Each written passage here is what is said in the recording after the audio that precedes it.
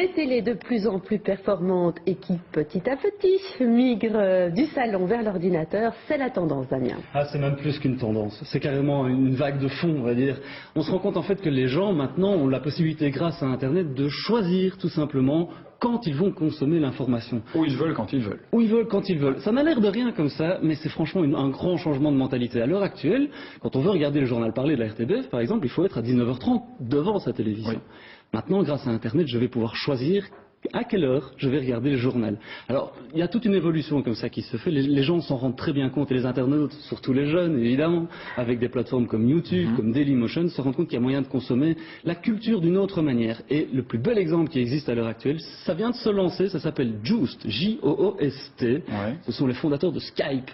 Skype, c'est quoi? Le téléphone gratuit par Internet. Ouais. Eh ben, c'est exactement les mêmes. On voit les images à l'écran.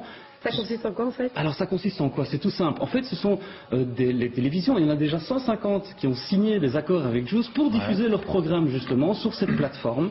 Le principe, il est tout simple. Jamais je ne détiens le programme en entier dans ma télévision, dans mon ordinateur. Je prends des petites briques et j'en envoie. Et comme ça, on se partage l'information. C'est ce qu'on appelle le peer-to-peer. C'est vrai que jusqu'à présent, on considérait que c'était les pirates qui utilisaient ça. On voit bien, avec ce genre d'application, que ce n'est pas le cas. Bon, il y a un mais forcément dans l'histoire. Comme toujours, rien n'est complètement gratuit. Et donc forcément, à un donné ou à un autre, il faut que ça se paye. Comment? La publicité. Mais la publicité, pas n'importe comment. La publicité, à l'heure actuelle, en télévision, on a comme ça 8 ou 9 publicités qui arrivent l'une à la suite de l'autre pour être sûr de toucher le maximum de gens. Grâce à Internet et grâce à ce genre de programme, on va pouvoir savoir ce que vous aimez, ce que vous regardez et à quelle heure vous le regardez. Donc le petit logiciel retient ce que vous avez vu? Voilà. Et vers quoi vous allez habituellement? Exactement. Et va vous proposer de la publicité qui est en rapport. Et donc, plutôt que d'avoir 8 publicités sur une heure, là, vous n'allez en avoir qu'une de 10 à 30 secondes qui va vraiment aller chercher ce qui vous intéresse. Et en plus, c'est de la télévision interactive. Alors ça, on peut le voir aussi à l'écran, c'est ça qui est assez intéressant, c'est que quand on regarde un programme, on sait, par exemple, chatter, on sait discuter avec les autres internautes qui sont en train... Non, genre, c'est nul ce film, je zappe. Exactement. Pas d'accord. Et puis aussi retenir comme ça des propositions, voter pour dire si c'est un bon programme ou pas, s'envoyer des messages. C'est très important. Et puis la publicité va aussi être interactive. On peut très bien imaginer de la publicité avec cliquer ici pour avoir le détail du produit, par exemple, ou pour le commander en ligne. Bon, et in fine, est-ce qu'il y a moyen de regarder un film comme un DVD? Alors, pas encore. Évidemment, l'Internet n'est pas encore suffisamment développé pour ça, quoique on sait que dans certains pays où on a des grandes bandes passantes, c'est le cas notamment en France, on peut comme ça regarder beaucoup d'informations. Ici, comme je le disais, on reçoit et on envoie en permanence des paquets d'informations. Et il se fait qu'en Belgique, on est limité dans ces paquets-là.